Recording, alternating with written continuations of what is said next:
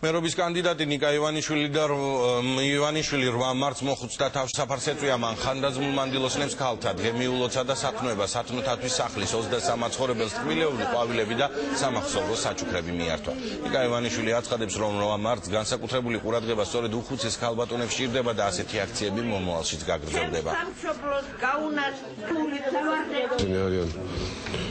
სათნოების სახში მოთავსებულები მათ ყველანაირი ყოველი სითბო მათ მიმართ გამოთქმული მათი ცხოვრების გახანძლების ერთ-ერთი საწინდარია. დღეს 8 მარტია და გადავწყვიტეთ მიგველოცა ეს გადასარევი დღე მათთვის ეს დღე არის ყოველ შემთხვევაში ძალიან სასიამოვნო.